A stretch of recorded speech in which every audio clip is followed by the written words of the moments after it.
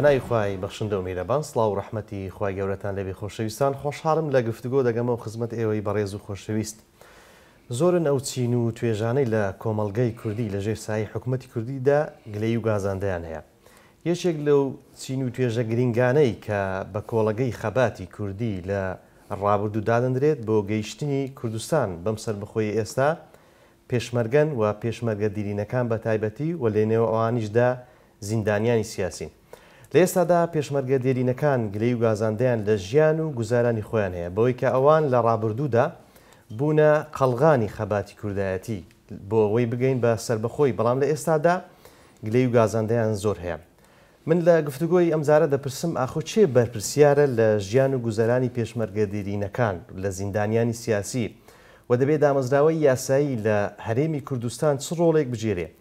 ئایا ململانەی سیاسی نێوان حیزبەکان کاریگەری هەبووە لەسەر ئەوەی کە پێشمەرگە دیرینەکان بەم دۆخەی ئێستا بگەن و دەبێت چارەسەری ئەم دۆخە بەکوێ بگات؟ بە تایبەتی جیاوازی زۆر هەیە لە ئیمتیازات بۆ پێشمەرگە و شەهیدان و زیندانیانی سیاسی لە نێوان هەرێمی کوردستان و حکوومەتی ناوەندی. گفتوگۆی من دەست پێ دەکەم لەگەڵ زۆر بەڕێزان کاک حازی مەسیفی ئەندامی ئەنجومەنی سەرکردایەتی یەکێتی نیشتیمانی کوردستان بە خۆشحاڵی و بەخێراتن دەکەم. زۆر سپاس. مامۆستا شوانڕابەر ئەندامی ئەنجومەنی سەرکردایەتی کۆمەڵی ئیسلامی بەخێراتندا دەکەم. زۆر بەخێربێت. زۆر سپاس. کە حازی بە لە بەڕێستەوە دەست پێ بکەم. بۆچی دەبی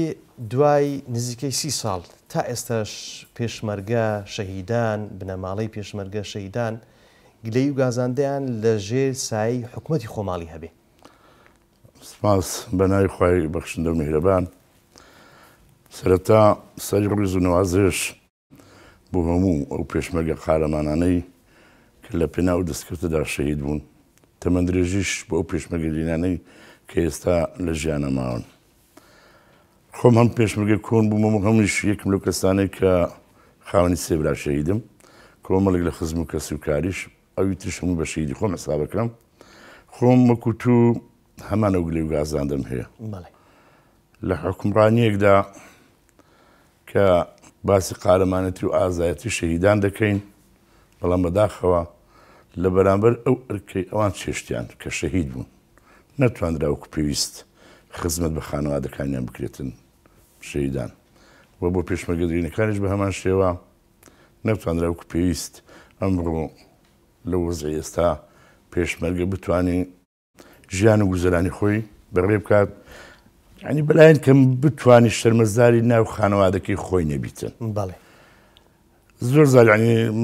ڕوبەڕووی هەواڵانم بوویمەوە مەسەلا ئاڵێچینە ماڵ مێژوی خۆمان بۆ مناڵەکانی خۆمانە جێڕینەوە، هەڵێ بابە زۆرت کرد بەڵام چت وەرگرت. ئەوە هەموو خۆی لە ئەوە دێتن کە بەڕاستی هەتا وڵاتی ئێمە نەکرێت بە موەسسەساتی و هەموو شتێک لەسەر ئەساسی نیزامێکی تەندروستان نەڕواتن، حتمما ئەو جیاکاری و ئەو فەرقە دەبیت. کەواتە گرفتە گەورەکە لە سیستەمی دەسەڵاتە بەوەی سیستەمێکمان نییە پێگوتری سیستەمێکی تەندروست. بەتەکیت چونکە تو من ڕۆژجارێک بەشدار بووم پێش کۆنگرەی چار داوێنێک کردم لە لیژنەی شەهیدان بووم لە مەکتەبی شەهیدان. پرۆژەیەکمان نووسی گوتمە کاچی من ناکرد کارجارە چتر، یعنی فرانکەس لە ماڵی خۆی مردووە 3 ملیۆنی معاشە، بەڵام فرانکەس لە سنگەرە 500,000 معاشە. یعنی بۆ جیاکاریە هەبیتن هەموو لەسەر ئەساسی مەنسوبیەت و مەحسوبیەت بیت. کە حەزی بابین باشە با من پرسیارێک یعنی وەزیح بێ لە بۆ جەنابەت، چونکە ئێستا ئەندامی ئەنجومەنی سەرکردایەتی یەکێتی نیشتیمانی کوردستانی. خۆ ڕەنگە کەسێک گوێبیستی بەرنامەکەمان بێ باز لەوە بکە کە یەکێتی بەشدارە لە حکومڕان. بەتەکیت بۆچی تا ئێستا نەیتوانیوە بەقەدەر ئەوەی کە لە دەسەڵاتێتی بتوانێت خزمەت بە پێشمەرگە بکە؟ خزمەتکردن چونکە تو حکومڕانی لە حکومڕانی دەبی لە ڕێگای سیستەم و لە ڕێگای پلان و بەرنامە بیتن. ئێمە بەش بە حاڵی خۆمان ئەو کاتانی کە وەزارەتی پێشمەرگەشمان لە دەستا بووە هەوڵ و کۆشی زۆرمان کردووە کە بەڕاستی بتوانین حەدی ئەدنا بەلانی کەمەکە شتێک بۆ خانەوادە شەهیدان و پێشمەرگە دیرینەکان و کەمەندامی سەنگەر و زیندانی سیاسی بکەین، بەڵام بە تەنیاش ناکرێتن، چونکە تو کە مەشروعێک پرۆژەیەک تەقدیم دەکەی ئەبێ کۆدەنجی لەسەر بیت. ئێوەش ماوەک لە حکومڕان بوونە، برادرانی حزبەکان تریش زۆربیان لە حکومڕانی بوونە، گوناحەکە هەر ئەو ڕوونیە ئەم ڕوونیە لە ملیێچێتی و پارتی بیتن و گوناحەکە لە دروستبوونی حکومڕانیەوە تا ئێستا کە ناتوانانی وەکو پێویست خزمەتگوزاری خانەوادەی شەهید و پێشمەرگە و پێشمەرگە دێرین و کەمەندامی سەنگەر و زیندانی سیاسی بن باش بۆ چکەی ما عەفومکە ئێمە ئەمانتوانێت زۆر شت بکەین زۆر لەوە زیاتر بۆ خانەوادەی شەهید و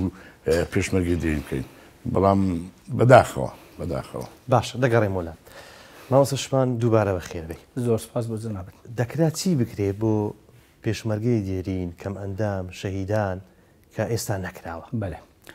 بەناوی خوای گەورە و میهرەبان سەرەتا زۆر سپاس بۆ بەرنامەکەتان لای خۆمانەوە ئەو پڕی دەستخۆشی و ڕێزمان بۆ خەباتی پێشمەرگەکان هەیە کە بەڕاستی بەرهەمی ئەمڕۆ تا ڕادەیەکی زۆر و بەشێکی زۆر ینی نەتیجەی ینی خەباتی ڕابردوو قوربانیدانی پێشمەرگە دێرینەکانە هەڵبەتە ئەمن وەکو ئەساسی بەرنامەکە پێشەوەی کە باس بکەین لەبەرێ هەموو تەوەرەکان لە مەسەلەی پێشمەرگە و زیندانیانی سیاسی و تەبعیەدان دەخولێتەوە پێم خۆشە بە تێبینی ئەوە بە جەنابتان بڵێم کە ینی پێویستە ئەو جیاوازیەی بکەین لە سەر پێشمەرگەیە ئەو تێبینی بکەین ئەویش ئەوەیە هەموو پێشمەرگە بەناو کە ناوی پێشمەرگەیە هەموو پێشمەرگە وەکو یەک نییە بەڵکو جۆرێک لە جیاوازی هەیە بۆ نمونە یعنی ئەگەر دابەشی سەر قۆناقی بکەین پێشمەرگەکانی پێش ئینتیفازا لەگەڵ دوای ئینتیفازەی جیان ئەوانە جیان بەڕاستی کە یعنی ئیوا هەیە چەند مانگەک خەباتیان کردووە ئیواش هەیە چەند ساڵێک ئیواش هەیە هەتا ئێستاش هەر پێشمەرگێ و لە حزبەک لە خەباتە و دانەبراوە دەتەوێت بڵێ ئەو تێکەڵیش هەیە بێگومان دەتوانین لە جێی خۆی ئەوەش بە زۆرە نەخسەک لە قەڵم بدەین کە لە هەمان کاتیشدا فەرقە و جیاوازی دەکرێت کە باسمان کرد پێش ئینتیفازە و پاش ئینتیفازە بە تەکید لە دوای ئینتیفازەی ینی خەڵکەکی زۆر پەیوەندی بەلایەنە سیاسیە ڕاپەڕیوەکان کرد ئەمە ڕێزمان لۆ ئەو خەڵکەی کە بەڕاستی یعنی لەگەڵ حکوومەت بوون بەڵام بەشداری ئینتیفازیان کرد بەڵام کاک حاجیش ئاماژەیەکی پێکرد ینی هەشن ینی بەڕاستی لە سەردەمی حکوومەتی زۆر دژی کورد و پێشمەرگە بووینە زۆر پیاوی خراپ بووینە بەڵام ئێستا بە بەراورد تەماشیان دەکەی بەڕاستی لە ئاست و پلە و پۆست و پارە و ئیمتیازات لە هەموو شتێک لە پێش خەڵکی پێشمەرگەی کۆن و گیانفیداوانە دێمە سەر وەڵامی پرسیارەکەی جەناب زۆر بە کورتی مامۆستا محەممەد ینی زۆر شت هەیە کە بۆ پێشمەرگە پێویستە بکرێ یاخود نەکراوە مە بە کورتی دەڵێن بە پێی ئیمکانیات بە پێی توانای حکوومەت کە هەیەی پێویستە ینی پێشمەرگە لە هەندێک ماف و ئیمتیازات بەهرەمەندبی بەلایەنی کەم یەک موچە و بژێویەکی باشی هەبی و هەروەها ینی قەرەبووی ڕابردوو خەسایرەکانی بکرێتەوە لە عرض بەشداربی مەسەلەن لایەنی کەم دەکرێت عرض و زەوی پێ بدرێت دەکرێت سولفەی پێ بدرێت بەبێ مودایەقەکردن بەبێ ڕیبا و هەروەها مەسەلەن بیمەی تەندروستی بیمەی کۆمەڵایەتی مەسەلەن بڵێن ینی وەڵحاصل حەز بە ئاسوودەیەک کە حەز بە ڕابردووی خۆی بکە نەک پێشمەرگەی واهەیە ئێستاش بەڕاستی نازانی کە چۆن بژی زۆر خراپ بژی سەرشۆڕە بەرامبەر بە ماڵ و منداڵی خۆی مامۆستا ئێستا باسی بابەتی داراییەکەی بێگومان لە پەرلەمانیش ئەوەی کە پێشمەرگە دێرینەکان هەفتەی پێشتر سەردانی پەرلەمانیان کرد بەڕوونی ئەویان لە پەرلەمان پێگوترا هەر بابەتێک پەیوەست بێ بە بارگرانی دارایی لەسەر حکوومەتی هەرێمی کوردستان ئەوان ئامادەنینە وەکو حکوومەت بەڵام لە پێشتردا نەدەکرا بناغەیەک دامنرێنین لەو کاتەی کە بارودۆخی ئابووری ئاسایی بوو کە پێشمەرگە خزمەت بگرێت پێشمەرگەی دێرین شەهید کەم ئەندامی سەنگەر با خۆی خەلەلەکە لێرێ لە ڕابردووە لەوانەیە قسەی پەرلەمانیش قسەیەکی تاڕادێک گونجاوبی لە جێ خۆی بی بەو مانایی کە ئێستا کەمتر دەتواندرێ ماف و ئیمتیازاتی دارایی بخرێتە سەر حکوومەت لەبەرەوەی حکوومەت ئیعلانیەوەی کردووە کە تووشی ئەزمەی دارایی بۆ کێشە و مەشاکلی زۆرن بەڵام ئێمە قسەمان لە ڕابردووە کە بەڕاستی فەرقە و جیاوازی زۆر لە مابینی پێشمەرگەکان داکراوە لە مابینی حزبەکان داکراوە هەندێک حزب خەڵکێکی زۆریان بە دەیان هەزار کەسیان خانە نیشینن و ئیمتیازیان هەیە بە حکمیەوەی لە دەسەڵات بووینە و هەروەها عادیان بە خەڵکی خواندا کۆمەڵێک مافو ئیمتیاز لەوانەیە بەعکسەوە یعنی هەندێک حزبەکان بەو شێوە نەبن یا هەندێک حزب زۆری بەو کرابی هەندێک کەم یا هەندێک پێشمەرگە لە ناو هەموو حزبەکان یعنی چەند مانگەکی لە دەرێبی پێشمەرگە یا ساڵێک یا 2 ساڵ زۆر کەم بەڵام مافی امتیازەکی باشی پێدراوە بەڵام ینی لە هەمان کاتدا پێشمەرگەی وایە چەندان ساڵ یا ئێستاش دانەبراوە هەیە مافەکی کەمی پێدراوە هەیە تا ئێستاش هەر تەقاعودیش نەبوو هەر بەهرەمە نەبووە ئەو جۆرە نەعەدالەتی و نادادگەری ئەو فەرق و جیاوازیە کە لەسەر ئەساسی ئینتیمای حزبی لە ناو حزبیش لەسەر ئەستاسی مەسئول ئەوە مەحسوبیەت و هەروە تەکەتولگەرایی بەڕاستی خەڵکەکی حەق بۆ تەقۆچی قوربانی ئەو پێناوە باش دەگەڕێم وڵات کە حازگیان یعنی بەخۆشت بەشێکت باس کرد بەوەی کە جیاوازی هەیە هەتا ڕەنگە ئێستا لە پێشمەرگەیەکی دێرین بپرسی کە خەبات کردو لە ڕابردوو بەشێک لە پەشیمانی پێوە دیارە و ئێستا ڕەنگە ئەو کەسێک کە دژی بووە لە شاغ ئێستا لەو ئیمتیازاتی زیاتر وەردەگری لەژێر دەسەڵاتی کوردی لە پایچی ئەم جیاوازیە هەمومان پێمان ناخۆشە تحسین شاوەیست لە مام ڕێبشی زیاتر معاشتی باش یعنی هەموو جارێک ئەو نمونەیە دەهێنێتەوە خۆی من بە برای خۆم کاک محەممەد جان من پێشتیش تاکی دەکەمەوە تو مەشروعەکی ڕێک و تەندروستت نەبیتن کە چۆن خزمەتی خانەوادە شەیدان دەکەی چۆن تو کە مەشروعەکە دانە خۆی لە خۆی دە جیاوازیەکە دەرەکەوی من ناو فران کەسە کوڕم شەهیدە کوڕەکەم لە ساڵی ئەوەندە شەهید بووە پلەکەی ئەوەیە خێزاندارە ئەوەندە ساڵە خەباتی هەیە تێکوشتانیە خۆی فەرقەکە لە مابین خوان دروستە بیتن یعنی شتەکە ڕێک دەکەوێتن بەڵام گوناه حکومەتێک نەفت بفرۆشی بانگەواز بۆ خەڵک بکەون پارە بۆ مارە شەهید کۆ بکەنەوە بەڵێ خۆ ئەو خەڵکە خێرخوازە چاکە و پیاوەتیش چاچیان کرد بۆ شەهیدانی لە شەڕی داعش بەڵام بۆ وای لێ بێتن بۆ حکومت خۆت پرۆژ ئێستا یاساک هەیە یاسا 38 ئازانم لە پەرلەمان بۆ خاننشینی پێرکە و پێشمەرگە و یاسایشتر بۆ حقوقی شەهید بەڵام یاساکی تێر و تەسەل نییە خانەوادەی شەهید تێر ناکاتن پێشمەرگە دینەکان حقوقیان زامن ناکرێتن یعنی خەڵکەیە پێشمەرگە 3000 عەرزۆری 3000 عەرزی وەرگرتە پێشمەرگەش هەیە وەری نەگرتووە من ڕۆژ مەزوعی برادر هاتن گوتە ئەرزم ئەوە نەگرتە گوتم وڵڵاهیان دەبێ ئەو حکومەتەیمە و ئەو حەزبەی من زۆر بێویژدان بی یان ئەگۆ ڕاست نەکەن 30 سال بۆ عەرزدۆ نەگرتووە لەبەر چی لەبەر ئەوەی هەر شتێک کە مؤسساتی نەبوو ئیتر فەرقێکی زۆر دروست کەواتە ئێستا پرسیارە زەوەریەکە کە حازی ئەوەیە کەنجین ئەو مؤسساتی ئەو پرۆژەیە دروست دەبێ ئەبێ هەوڵی بۆ بدەین بەڕاستی دەنگ بگەین نە پەرلەمان بە پەرلەمان برین یاسای ژمارە 38 خاننشینی پێشمەرگە هەموار بکاتەوە و هەموارکردنەوەکەشی بەڕاستی ئەو زارین لیژنێکی چاک و مختصی بۆ بچێتن خۆشمان غەزمان لە خۆکردی ها یعنی لەو گۆڕێ هاتن خەڵکمان کردە شەریکی خۆمان نە پێشمەرگە بۆ لەگەرم نە لە سەنگەرا شەهید بووە یەک دنیا عالەممان لە خۆبار کرد و کردمانە شەریکی خۆمان حقوقەکەمان کەمی کرد بەڵێ کەواتە ئەوەی کە سەڵام حەق بوو بەڵێ تایەتی لیستەکانی هەموو حزبەکان تایەتی نەبوو هەموو حزبەکان تایەتی ها بەبێ ئستثنا هەموو حزبەکان هەر یەکەش بەس بە نسبەتێک بچینە پارتی زۆربی زۆری کردبی یەکێتی لە دووی کۆمەڵ لە دووی شوعی لە دووی فلان لە دووی فیسا لە دوێ بۆ وا بکەین بۆ بە هەمومان نین پرۆژە یاسایەک دابنین ڕووسور بین بەرامبەر شەهیدەکانمان بەرامبەر خانەوەدەکانیان بابەست لە سمنەسەکان هاوارکەین و وا دەکەین و شەهیدان وا دەکەین و شەهیدان لە ئەسڵی شەهید با ڕازگویانە بین بە هەموو لایەکمان پرۆژەیەک دابنین کە بەڕاستی خزمەتی پێشمەرگە بکات خزمەتی مارە شەهید بکاتن خزمەتی پێشمەرگە بکاتن یعنی شەهید 500,000 لەم ڕۆژ زروفی ئەمڕۆی قەیراناوی چی پێ دەکرێت بۆ مار و ئایلەکەی مناڵەکانی گەورە بوونە بەبێ نازی باب گەورە بوونە خوێندنیان دەوێت بیمەی کۆمەڵایەتیان دەوێت تەندروستیان دەوێتن من چوومە ئەمریکا لە واشنگتن دیسی ئەبراهام لینکۆن یەکێک لە سەرکردانەی ئەمریکا کاتی خۆ کارێکی چاکی بۆ ئەمریکەکان کردووە لە بەرامبەر تیرسالەکەوی ئەمریکا بۆ هەموو محاربین قودەما بە عەرەبی پێدەرێ وەکو بین پێشمەرگە دێرینەکان شوورەیەکی کردووە هەموو ئەو خەڵکانێک کە شەهید بوونە بە تابوتێکی مەرمەر لەو دیوارەی داوە خەڵک دێ زیارەتی ئەکاتن و کۆمەڵێک ئیمتیازیان بۆ حساب کراوە کۆمەڵێک یعنی ساڵانە 2000 سەفەریان پێ دەکەن ئەوەی کە ماون لە ژیانە پێشمەرگە دێرینەکانیان خانەوادە شیدەکانیشیان یعنی بە کام امتیاز تەندروستیان بەلاشە خوێندنیان بەلاشە سەفەریان بەلاشە ژیانێکی ئاسوودا ئەبەنە سەر یعنی ئێمە هەر بین بەناوی شەهید و بەناوی پێشمەرگەی دین و هەر لاف و گەزاف لێ بدەین و نێن حقوقیان زاون بکەین کارێکی خراپە بۆیە من ئێستاش دێمە سەر و ئێستاش ئەکرێ بکەین بیکەین کۆمەڵێک بارگرانی لەسەر خۆشمان بخینە سەر عێراق باش دواتر ئەو ڕوون دەکەینەوە بابەت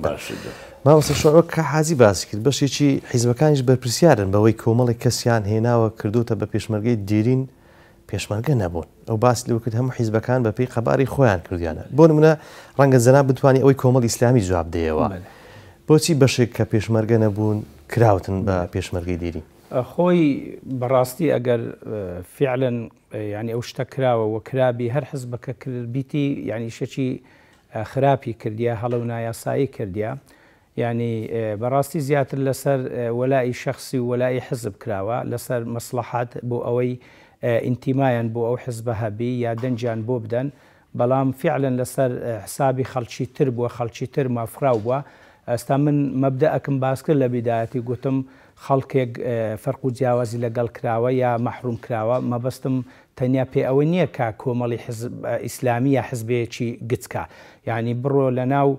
پارتیش بپرسە لە نەویەکێتیش بپرسە خەڵکی مەغدوریان هەیە کە مافی امتیازاتەکانیان بۆ دابین نەبووە کۆمەڵی ئیسلامی ڕێژەیەکی بۆ کراوە وەکو مەسەڵەن پێشمەرگەی دێرین و خانەشین بەڵام هیچ کەسی بە نایاسایی بۆ نەکراوە بەو مانای هەر کەسە کە کرابی لە ڕێی حکوومەتەوە بووە ئەمە بۆ خۆمان حکوومەت نەبووین دەسەڵاتدار نەبووین تا بۆ خۆمان بۆ خۆمان بکەین ئەگەر مقارنەش بکەین لەگەڵ هەندێک حزبان کە لە دەرێ بووین حزبەکی چەکدار و شۆڕجێر و خەبات جێر بووینە بەڕاستی ڕێژەکی زۆر کەممان بۆ کراوە یعنی نایەتە مقابلی ئەوەی کە زۆر جار هەجمەی ئیعلامیمان لەسرە دەڵێن کۆمەڵی ئیسلامیش وەکو حزبەکان بەهرەمەند بووە یاخود هەتا لە ڕوتەب پلەپایە نیە مەسەلەن بۆ نمونە مەثەلەن یعنی ڕوتبەی لیوە ئەوانە و فەریق و ئەو شتانە ئەنی هەموو کۆمەڵی ئیسلامی یعنی یەک تا دوو پلە لیوای هەیە یعنی دوی هەبووە یەکیش ڕاگیرا و هەڵپەرسراداوە ئێستا یەکەچی هەیە مع العلم کۆمەڵی ئیسلامی کە لە برێن وەکو بزوتنەوەی ئیسلامی ئەو کات کە لە هەشتاکان لە دەرێ بووین یعنی ئەگەر هەر نەبێ خاوەنی چەندان ئەندامی سەرکردایەتی و مەکتەبی سیاسی فەرماندەی عسکەری جوابەکە دەمەوە باشە ئیدی بە کورتی مامۆستا محەممەد یعنی ئەگەر کۆمەڵی ئیسلامیش شتێکی کەسێکی تەقاعود کردبی بەنا قانونی بە ناشایستەی باشی نەکردووە ئێستاش پرۆژەی چاکسازی لە ئارایە دەکرێت پێداچوونەوە بە حەق بە عەدالەت بۆ هەموو دۆسیەکان بکرێتن بەێ مەبەستم ئەوەیە ململانەی سیاسی بە تایبەتی لە هەندێک بارودۆخ بێگومان کاری سیاسی بەو شێوازەیە کە ڕەنگە هەندێک زار لەگەڵ حیزبێک کە لە دەسەڵاتە بگێ لوتکێک لە چێبڕچێ و لە تێک هەڵچوون کاریگەریە بۆ لەسەر ئەوەی بۆ نمونە ئەو حیزبە لە دەسەڵاتە نێوێ ئەو کەسێک کە بە حەق پێشمەرگەی دیرینە حەقی خۆی وەگری مافی خۆی وەرگری بە تەکید یعنی مەحڕومکردن و بێبەشکردن و نەعەدالەتی فەرق و جیاوازیکردن لەگەڵ پێشمەرگەی دێرین کە بە مافەکانی خۆی نەگا کۆمەڵێک هۆکار هەبووین دەتوانم بڵێم تاکە هۆکار ململانی نێوان لایەنە سیاسیەکانە بە تایبەتیش لایەنە دەسەڵاتدارەکان لە ئەنجامی ئەو تەنافس و پێشبڕچێ ناشەرعیە کە هەبووە هەر کەس مەسەن خەڵکەچی بکاتە هەواداری خۆی یا تەقاعودی بکە لەسەر ئەوە ساسە تەنانەت ڕەفیقەکانی خۆشیە لە نێو حزبی خۆشی خەڵکێک مەحروم بووە طبعاً ململانەی سیاسیە وای کردووە کە پێشمەرگە کبی پێشمەرگە بێ هەڵوێزبی پێشمەرگە بە نیزامی نەکرێ پێشمەرگە بە نیشتیمانی نەکرێ پێشمەرگە یەک نەگریتەوە تا ئێستا یعنی ئەگەر فعلەن ئەمە یەک حکوومەت باینە یەک دامەزراوە باینە یعنی هەم بە یەک دەکرا هەمیش بە نیشتیمانی دەکرا وەکو کاک حاجیش بە ڕەخنە باسی کرد فعلەن ئەو کاتە ئەگە بە دامەزرایی بە لە ڕووی یاساوە بە پێ کۆمەڵێک مەعایر و پێوەرەوە ینی مافەکان دیاری دەکرا ئەو کاتە کەسێک مانگێک لە دەرێبی وەکو کەسێک 30 ساڵ لە دەرێبی وەکو یەک نەدەبوو کەسێک پێشمەرگەی دێرین بی و شۆڕش جێربی وەکو کەسێک کە لەگەڵ حکومت بووە و کورتکوژ بووە سەر بڕبووە یعنی وەکو یەک نەدەبوو بەڕاستی بەڵام ئێستا تەماشە دەکەین لە ئەنجامی مەسلحەتی حزبی و گروس پرچێنە و ئەوانە ینی وای لێ هاتووە کە ینی هەر کەسە و زیاتر مەسەلەن ڕقم کۆ بکات و خەڵک لە خۆ کۆ بکات و با نەوعیش نەبن با باش نەبن باش شەریف و ساڵحیش نەبن هەر ڕقم زیاد بی وای لێ هاتووە ینی حزبەکان حتا منزومەی پێشمەرگەش بۆتە خەلیتەک پێشمەرگە ئێستا وای لێ هاتووە لە ئەنجامی ئەو ململانەیە ینی دابەش بووە و بێ هەڵوێز بووە و بەکاردێتە فەرمو خۆپیشاندانێک دەکرێت لە هەرێمی کوردستان جاری وایە پێشمەرگەی بەکاردێنن ئەوە ئەگەر خەتا تاڕادێک لە دەسەڵات و حکومەت و حیزبەکان بێ خەتا لە خودی پێشمەرگەشە با پێشمەرگە نەفسیەت و عزت و فەهم و تێگەیشتنی لەوە گەورەتر و بەرزتر بی کە حزبێک بەکاری بینێ ئەگە فیعلەن خۆی پێشمەرگەیە خۆی بە سەرباز و پێشمەرگەی گەل و نیشتیمان دەزانی دەبێ خۆی بە هەمووان بزانی نەک خوانەخواستا بە ئەمر و فیتی حیزبەچی ڕوبەڕووی حیزبەچی تر ببتەوە بە فیت و ئەمری حیزبەچی ڕوبەڕووی گەل و نیشتیمان ببێت باش کە حەزی جیاوازیی یەکجار زۆر دەبینێت لە نێوان ئەوانەی کە شەهید بوونە و زیندانیانی سیاسینەوە کەم ئەندامی سەنگرن لە نێوان حکوومەتی هەرێم و حکوومەتی ناوەندی بە تایبەتی ئەوان موسسەی شەهیدیان هەیە کە بەڕاستی ئەو ئیمتیازاتانی باز دەکرێت شایستن بەو قوربانیانە کە ئەوان لە پێنا و خەباتی دۆزی خۆیان داویانە بۆچی ئەو جیاوازی هەبێ یاد بۆچی نەکرا و نەتواندرا کە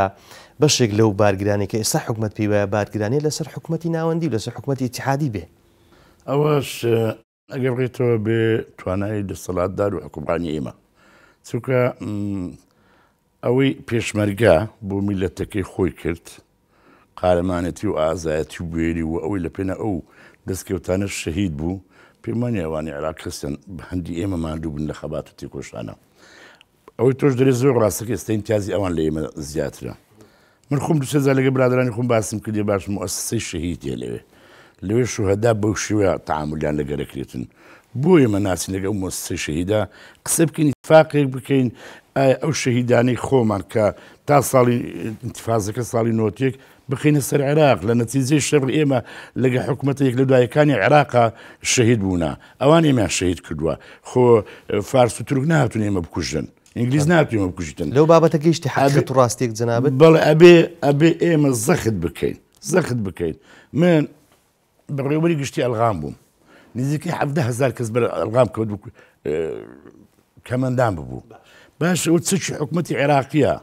بۆ ناسن دیفاعی بکەن مەشروعێک تەقدیم بکەن لە پەرلەمانی عێراق بڵێن ئەو چەکانیان بوو ئێستاش لە کوردستانمانە خەڵک پێ ئەکوژرێ خەڵک پێ کەمەندامە بێ بۆ ئیستحقاقی ئەو خەڵکانە وەرناگرن لە پەرلەمانی مەش هیچیان بۆ ناکەن لە حکومڕانی مەش هیچی بۆ ناکەن و بنسبەت ئەوانەی بەهۆی ئەلغامەوە لە نێو دەچن لە عێراقیش بۆ ناکەن مەبەستم یعنی بە هەستەکەیان دەزانە بەڕاستی زۆر بێخاوەن و بێساحێبین لەو عێراقامە يعني نابين دفاع شيء أو توبكريتن اللي هم خلق رشوت أو هم خلق سيبة سرات أو مرقساتا أو كارساتا أوانش براودي زندانين السياسي خمان بكن بمن حق ده أنا يسمى من حكش نما وزانم أوانا كمود الصالب بين صالب جنب بودان درابو أو من حيش نما بلا مؤسسة أو سجناء سياسي ناس سجناء سياسي سجناء سياسي محراب جماعة مالي حشيمة السجناء السياسي زور امتيازي لواني إما زياترة نازانم يعني تيكلو بيكليك يا هند بيعرف شكل خودك هادن كرنجا كردك وعربك بيكو بندي بوم لجير حكومة عراقي أبي أو حكومة إما باري وكوان وقري بلا مون بدات أو يعني خومان يعني هزب غريب دكي هزب هندشتي غريب دكي يعني فعلا حكومة العراق اللي بمليونك و200,000 أداب السجن السياسي خوي السجن السياسي كان هلوش السجن السياسي بدأ يصير رجيمي بعزبونه كبشك لو امتيازاتنا لبودزي السيادي حكومة عراقية بلي كأو بودزي السيادي لبيشتدا لحكومة هريم مش جرد راوت لا إما فعلا زور شتي أتواني بخين السر العراق وعراقش إجبار بكين كبراسي إما لنتيجي أو هم الشرعاني كدجي حكومتك لدواي كان عراق جمانا مالي خلق بيوران وخلق شهيد وخلق كمان دام وأوانا هم زياكن لواني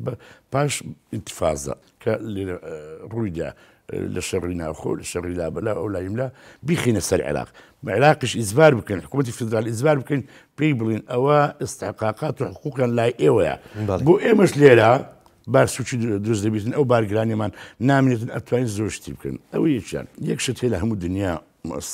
مؤسسەی شەهید و سوزەنای سیاسی و معاقین وەوانی کەمەندام و ئەوانەش ئەنواع پرۆژیان هەیە ئەوانش یعنی بارگرانی کەم و ناخنە سەر حکوومەت. بەڵێ ئێمە ئێستا دە باوەزارەتی شەهیدان و ئەنفال بەدایاندایان بە سەدان مەشاریع هەبە ئەبا لەو نەوتی ئێستا دەیفرۆشن نسبەتە چەند بۆ وەزارەتی شەهیدان دانابە بۆی قەت ڕۆژێ لە ڕۆژان شەهید نەچێتە بە دەرگا هیچ کەسێک داوای پارە بکاتن داوای یارمەتی بکاتن بۆ پێشمەرگەی خۆ بژێوی دەبێت بەڵێ ئەبێ احتیمال بکاتە سەر خۆی ئەو مؤسسەی شەهیدی لە ئێران هەیەی بەڕاستی پیا معجیبە پێی بەڵێ ئەمە لێو منیقاتگای پێڵن ئەوەی کە ئەندامان و مؤسسە شەهیدەکەشی پیا معجیبە یعنی خواستی خەڵکەکە تێرەکاتن لەبەر ئەوەندەی پرۆژە هەیە ئەوەندەی پرۆژە هەیە جگەل لەوەندا پارێکە لە حکوومەتی خوان وەردەگرن ئەوی ترم لە پرۆژەکان بۆیان کۆ دەبێتەوە لە پرۆژەکان بۆیان کۆتەوە نسبەتیان هەیە لە هەموو شتێک نسبەتیان هەیە وەزارەتی مەش حەقوایە ئەمڕۆکە لە ئیستثمارە لە نەفتە لە بازارە لە باڵەخانەیە لە هەمووش لە هەمووشت نسبەتی بدەنێ نسبەتی هەبێتن بۆی بتوانێت بەڕاستی خواستی ماری خانەوادەی شەهید و پێشمەرگەی دێرین و کەمەندامی سەنگەر و زیندانی سیاسی و ڕۆی خستنی دێرین ئەوانە ئەو خواستانە جێبەجێ بکاتن. باش مامۆستا شوان یعنی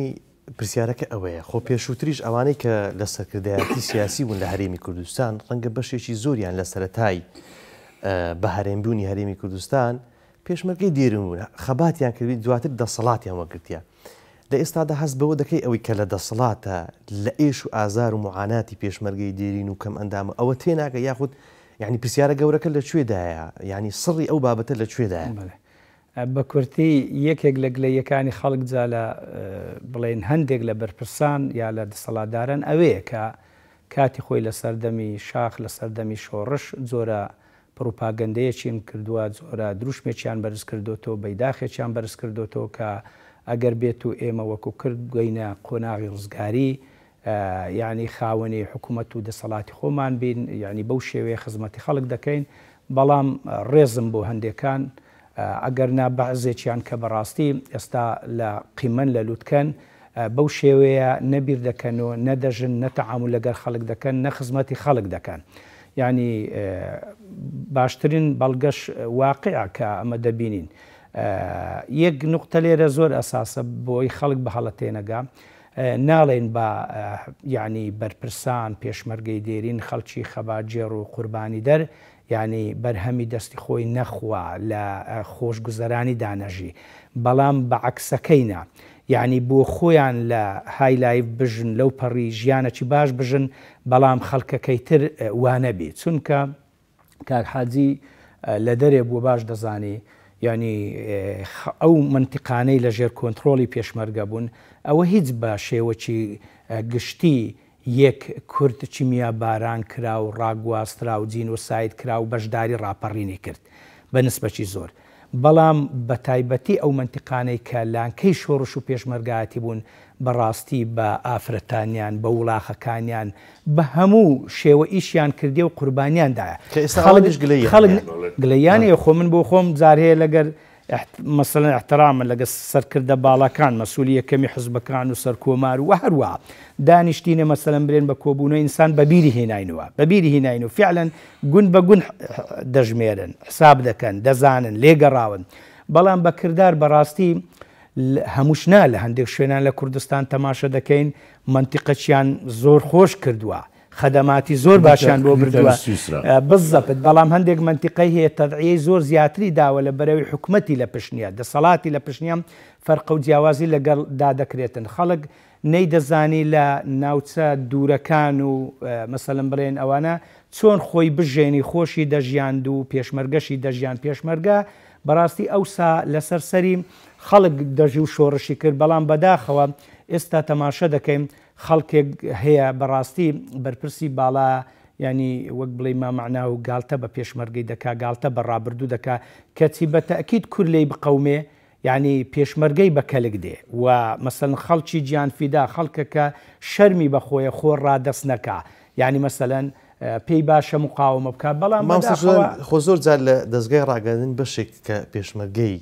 دێرینە زیندانی سیاسی بۆ یان کە سوکاری شەهیدا یعنی ئەو پرسیارە ڕوبەڕووی دەسەڵات و دەسەڵاتداری دەکاتەوە دەرێت ئاخۆ ئاگەی لە ژیانی من هەیە یاخود نا ینی دەزانی من لەو کولەمەرجە دەژیم هەندە قسە دەکرێت پێم وایە وانین قسەی گچکەن کە بگوترێ دەسەڵات یا حکوومەت ئاگای لە معاناتی خەڵک نییە لە بەرەوەی زمانی جاران نەماوە ئێستا وەک کورد دەڵێ خەڵکی نەخوێندەواریش ئاگای لە شتەکانە وەرە قەیسپی دەخوێنێت و بە تایبەتی مایکی میدیاکان ینی بەڕاستی تەماشە دەکەی یعنی ڕۆژانە شەوانە خەڵک بەس میدیاکان تەماشە بکە دەبینی ینی ئەو خەڵکە چ داواکاریە چ معاناتیە چ ڕەخنە و گلەیی هەیە یعنی دەبێ بزانن بەڵام بەڕاستی خەڵکێک لە دەسەڵات یعنی وەکو کەڕولاڵ و ئەوانە یعنی بێ هەڵوێستە گاڵتەی بە خەڵک دێ مشکیلە نییە یعنی ئیشت بۆ ناکە مافت دابین ناکە هەر ڕێگەت پێنادا داواش بکەی فەرمو چەند جار خەڵک دەیەوێ خۆپیشاندان بکە لێ ناگەڕن خۆپیشاندانیش بکرێ بۆ منیش باسی دیموکراتی گەرایی و هاوڵاتی بوون و مافی مرۆڤ و لیبرالیەت و ینی یاسا سالاری دەکەن لە هەندێک جار باسەکەن کە هەرێمی کوردستان لە هەندێک ڕوان لە هەندێک وڵاتان پێشکەوتوترە لە دیموکراتیات بەڵام بەڕاستی هێشتا ناگاتە بەغداش تەماشە دەکەی لە بەغدا چەند لە مێژە یعنی خۆپیشاندان لە ئارایە سەرۆک وەزیران دەستە ناو خەڵک بەڵام لێرە بەڕاستی یعنی وەفدی خۆپیشاندەرانیش قبول ناکەن جاری وایە وەفدی خۆپیشاندەران یعنی ناگاتە لای سەرۆکی حکوومەت یعنی ئەوە فەرقەکەیەتی ئەوە جیاوازیەکەیەتی کەچی میلەتی کورد مادام خۆی ستەم لێکراو بووە خۆی شۆڕشی کردووە بۆ ئازادی ئەو دەبی زیاتر لە خەڵکی ستەم لێکراو تێبگا ئەو ڕۆژ زیاتر بێتە ژێربان ئەگەر جاران ستەمێک لەلایەن ڕژێمە دیکتاتۆرەکانی عراق یا وڵاتە دراوسەکان لێمان دەکرا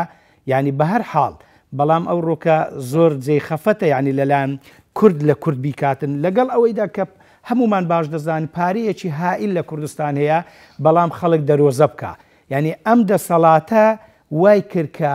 ملەتی کورد زەلیل و زەبوون بی یعنی مەسەلەن برێن بکەوێتە دەرۆزەکردن باشە ئەگەر پارە نییە بۆ بەرپرسە باڵاکان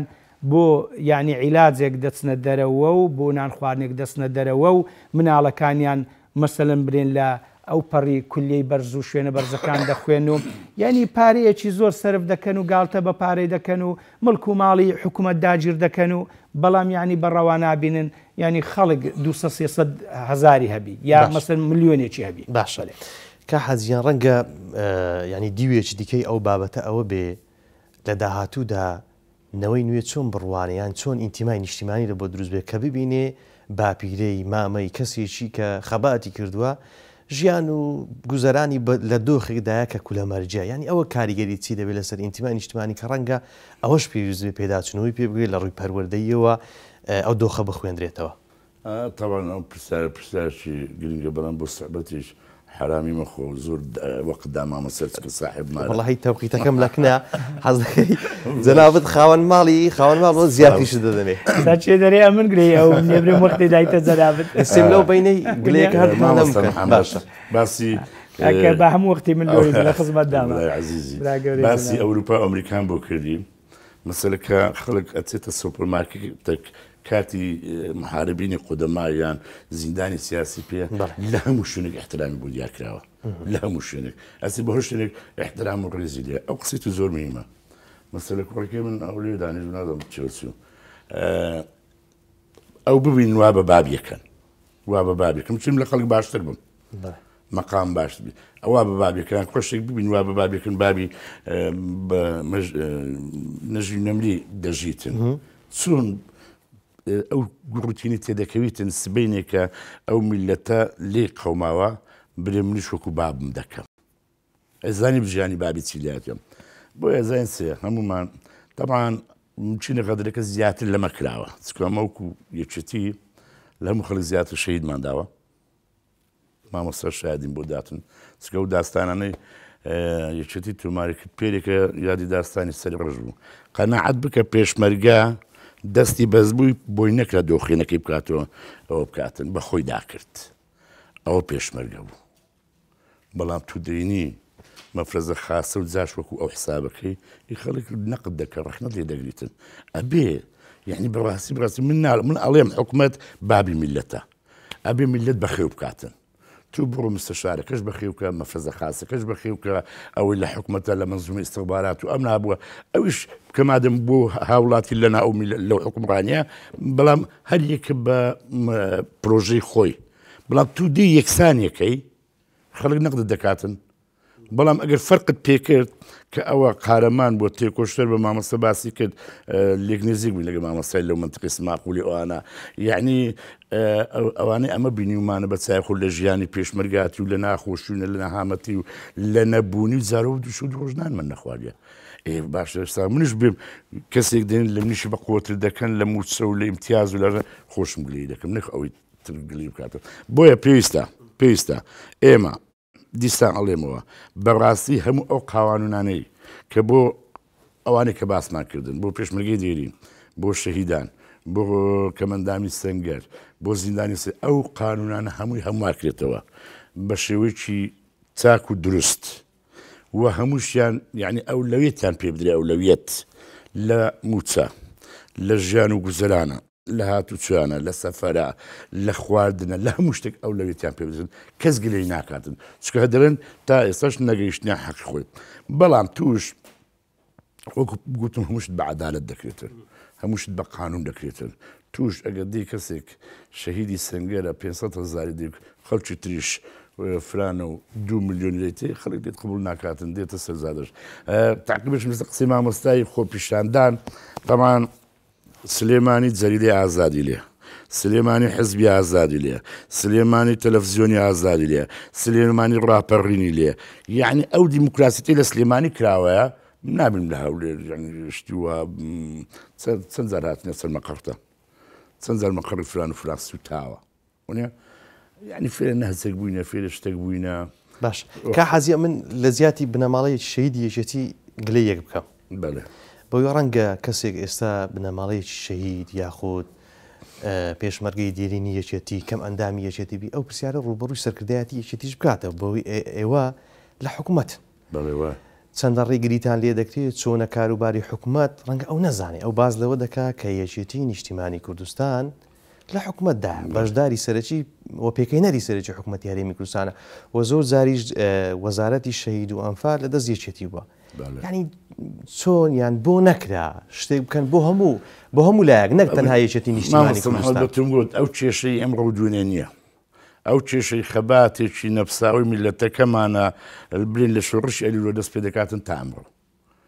برین ئیلا ئەوڕۆ کە یەکێتی پارتی لیبەر پرزبن هەمومان لەو حکومڕانێ لە کات سات خۆدا تێدا بەشدار بووینە هەموو لاکمان بەڵام هەر دەریم هەرێکە بەنسبەتی خۆی ئەوەی بە یەکێتی دەکرێت بە کۆمەڵ ناکرێت ئەوەی نسبەتی لەسەر یەکێتی نیشتیمانی ڕۆژانە ڕوبەڕووی ئەو پرسیارەت جەنابەت دەبمەوە وەڵامت چی دەبێت وەڵامم هەیە من لە شوێنی مەخسووس ئەو شوێنانە کە دەتوان ئەوە بکەن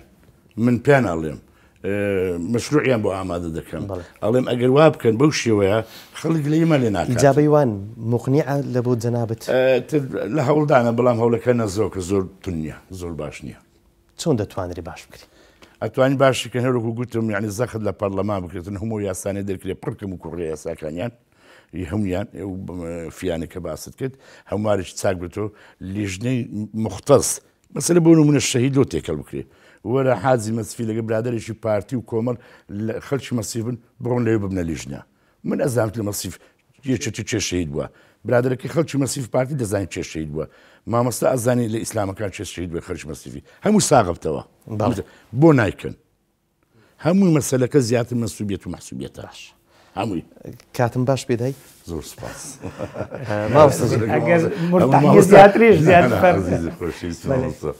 مامۆستا گیان یعنی کە حاجی بەڕاستی نوقتەی خچە سەر پیتەکان یعنی چەندەش پێشمەرگە دیرینەکان هەموو لایەنەکان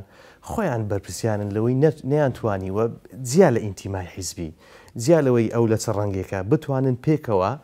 یعنی فشارێک لەسەر ئەوەی پێی دەگوترێت پارلەمان کە دامەزراوە یاسایی ئەوەی پێ دەگوترێت حکوومەت هەرکەس لە شوێنی خۆی فشارێک دروست بکە بۆ ئەوەی بارودۆخەکە لە بەرژەوەندی پێشمەرگەی دێرین شەهید کەم ئەندامی سەنگەر بێت بە کورتی من نازەم چەند کاتت ماوە بەس سەبەبی سەرەکی لە کەم و کوڕیەکان بەرامبەر بە پێشمەرگە و شەهیدان و کەم ئەندامان و زیندانیانی سیاسی ینی دەسەڵاتە ململانەی سیاسیە ینی ئینتیمای حزبی و حزبگەرایە بەشەکیش ینی بڵێن خەتای پێشمەرگەیە بەو مانایی کە پێشمەرگە بە گیانی خۆی خەباتی کردووە بەرامبەر بە ڕژێمی بەعس بۆ بەدیهێنانی یعنی زروفێکی ئازاد بارودۆخێکی ئازاد کەتی ئێستا خوانەکردا لە پێناو موچێک بێ هەڵوێزبی یا ببتە دەستەچیلە یا ببێتە کۆیلەی مەسئولێک یا حزبێک بەڕاستی ئەو کاتە گلەی لێ دەکرێت. ینی پێشمەرگە تێکەڵ کراوە، پێشمەرگە دابش کراوە و پێشمەرگە پێویستە بۆ خۆی یعنی لە مافی خۆی بپێچێتەوە. بۆ نمونە باسی خۆپیشاندانمان کرد، زۆر جار خۆپیشاندان بۆ چ دەکرێت؟ بۆ ئەوەی بەرگری لە هەموو چین و توێژەکان بکرێت لە مافی هەمووان حتا لە پێشمەرگەش لە عەدالەت. بەڵام تەماشە دەکەیت جاری وا هەیە یعنی حتا بەرگریە لە خودی پێشمەرگەی، بەڵام پێشمەرگە بە خۆی بەرگری لە خۆ ناکە، یادێ خوانە کردا ڕوبەڕووی خۆپیشاندەران دەبتەوە. یعنی لەو شتانە گلەی لە پێشمەرگە دەکرێت. یعنی پێویست بەلایەن سیاسیەکەم مامۆستا محەممەد، یعنی یەک لە کەم و کوڕیەکانی دەسەڵات یا گلەی دەسەڵات ئەوەیە کە بە شێوەی گشتی دەیانەوێ ملەت و حزبەکان بۆ مەرامی خۆیان بەکاربێنن حتا پێشمەرگەش. بۆ نمونە کاتێک کە پێویستە و شەڕە و شەڕی داعشە و مەسەلەن شەڕە لەگەڵ حەشدی شعبی کاکە دەهۆڵی گەرم دەکەن و دەی هەر پێشمەرگە هەر پێشمەرگە پێشمەرگە نەبی کوردستانی سنیا بۆ نمونە. بەڵام کاتێک کە پێویستیان بە پێشمەرگە نابی پشت دە پێشمەرگەی دەکەن، پێشمەرگە بێبەش دەکەن، با پێشمەرگە بەرگری لە خۆی بکە، با پێشمەرگە هەڵوێستی هەبی. ینی باش ئەوەی پێویستە بەلایانی سیاسیەکان، یعنی ئەوان چیان کردو بۆی پێکەوە بەبێ ئینتیمای حیزبی و سیاسی و ڕەنگەکان بتوانن شتێک بۆ پێشمەرگەی وڵڵا بەتەکیت لایەنی سیاسیەوەیە پێویستە هەموو لایەنە سیاسیەکان بە تایبەتی شەوانی کە خاوەن پێشمەرگە بووینە لە دەرێ چەکدار بووینە دائیمەن یعنی بە شێوەی گشتی بەرگری لە مافی خەڵک بکەن، بە تایبەتیش لە هێزی پێشمەرگە و پێشمەرگەش دەبی پاڵپشتی ئەو داوایەبی. بەڵام وەکو قیادەی لایەنە سیاسیەکان پێویستە مڕاجعەیەکی زۆر جددی بۆ مافی امتیازاتەکانی پێشمەرگە بکرێتەوە، دەبێ هەست بە معاناتی پێشمەرگە بکەن. پێشمەرگەش بەگشتینە خەڵکەکەیە لەوانەیە وەزعی باش بی، بەڵام خەڵکەکەیە تا ئێستا تەقاعود نەبووە، مەحرومە، مەسەلەن بڵێن مافی امتیازاتەکی وای نییە، عاردی وەرنەگرتیا بڕوا بکە بەرامبەر بە عائیلە و خزم و کەسەکانی سەرشۆڕە تانەی لێ دەدەن، مقارنەی دەکەن لەگەر فلانە کەسی فلانە مەسئولی ئەرێ کاکە بۆ فلانە کەس شەریکەی هەیە، مەسەلەن ئەوەندە سەروەت و سامانەی هەیە، کۆمەلگەی هەیە، نازام چی هەیە، بەڵام تا ئێستا ئەتو نەگەیشتێت ئەتو هیچ نییە، خۆت و زیاترت کردووە کە حەزیش ئەو معاناتانە باش دەزانی ئاگای لێە حەقیقەتە کە ئاوایە. بەڵام ئەگە بێت و قیادەی سیاسی حزبەکان بە دڵسۆزی بە دادگەری نەک مەسەلەن بڵێن بە نیەتی تایبەت و بەرژەوەندی تایبەت و ئەوانە ئیشەکە بکەن، بێن بە دڵسۆزی پێداچوونەوەیەک لە بۆ ماف و امتیازاتەکانی پێشمەرگە بکەن. پێم وایە دەتواندرێ ینی ژیانی پێشمەرگە باشتر بکرێت، لە یەکانیان باشتر چارەسەر بکرێت. کاتم زۆر کەماوە کە حەزی شتێک کە بەگرنگی بزانی باسیکرد لەگەڵ ئەوەی کە ڕەنگە بەشێک ئەوەی کە جێ لێ بەڕژبوونیەوە بڕوانێتە بارودۆخێک، بەڵام ئومێدێک هەیە بۆ ئەوی بارودۆخ بەگشتی نەکە لەسەر پێشمەرگە بەژیانمە قەت ڕژبی نەبوومە لە هەوڵ و کۆشی خۆش بچکەوان هەموو عایلی شەهیدەکان عایلی خۆمن ڕژبینیم ئینشاڵڵا هەوڵ و کۆشیش دەکەین دایمەن لەو محافلانە لەو شوێنانە کە پێویستن قسە بکەیت کە قسەکە جێبەجێ بکرێتن. ئەڵێم باچیتر لێ پرسراوەکان خو بەخۆشمەوە لەسەر و لاف و گەزاف بە خوێنی شەهیدان و پێشمەرگە لێ نەدەین لە پشتەوەش بێ نازیان بکەین. پێشمەرگەی دێنیش بە ڕووسوری بستۆ ماڵێ باشترە نۆک شەرمەزاری ماڵ و عایلەکەی بیتن و زیندانیانی سیاسیش هەموو استحقاقی خۆیان بۆ جێبەجێ کرد. سوپاس. باش مامۆستاجان بە هەمان شێوە خاڵێک بە گرنگی بزانی و بەشێک بێت لە ئومێد بەخشینەوە و واقع دیتن کە لە داهاتوو بارودۆخەکە باشتر بێ. واللهی زۆر بە کورتی سەبارەت بە پێشمەرگە پێم باشە بەڕاستی حکوومەتی هەرێمی کوردستان بەخۆی دابچیتەوە حەز بە مەسئولیت بکە، ژیانی خۆی لەگە ژیانی پێشمەرگە بەراوردکە و ژیانی ڕابردووی پێشمەرگەش لەگە ئێستای خۆیان بەراوردکەن کە تەماشە دەکەن لە ڕابردوو هیچیان نەبووە، ئێستا هەموو شتیان هەیە، ئێستا کە هەموو شتیان هەیە پێشمەرگە و خەڵکەکی واشەیە هیچی نییە. یعنی چۆن ئەوان ئینسانن حەز لە ژیان دەکەن، حەز لە ڕەفاهیەت دەکەن، عائیلەی پێشمەرگەکانیش بە هەمان شێوە خەڵک هەیە ئێستا یعنی لە قیمەی دەسەڵاتە لە قیمەی ڕەفاهیەتی ژیانە، یعنی سەیەکی هەندێک لە پێشمەرگەی نەکرد وەکو کە قوربانی داوە بێن بە دڵسۆزی و مخلیسی و بە جددی بەرنامە ڕێژیە بکەن بتوانن ژیانی پێشمەرگا خۆش بکەن هوا بە ناوی چاکسازی ئێستا دەسەڵات ینی خەریکی ئەوەیە کە بەڕاستی ینی موچەی خەڵکێک ببڕ و کەم کاتەوە و هی پێشمەرگەش زۆرێک تەسپێ بکە مامۆستا محەممەد دەزانی لە ساڵی ڕابردوو 2020 ینی ینی خانەنشین 5 موچیان وەرگرتووە ئەویش بە سەدا 21 لێ بڕاوە بەڵێ کەواتەوە بەشێکی گرفتە زۆر سپاس زۆر بەڕێز کاک حازی مەسیفی ئەندامی ئەنجومەنی سەرکردایەتی یەکێتی نیشتیمانی کوردستان مامۆستا شوانڕابەر ئەندامی ئەنجومەنی سەرکردایەتی کۆمەڵی ئیسلامی سوپاستان دەکەم کە لە گفتوگۆ لەگەڵمە بوون سوپاس بێەوە خۆشەویستان سوپاس بۆ هاوکارانم تا بەرنامەیەکی دیکە بەخوای گەورەتان دەسپێرم خواتان لەگەڵ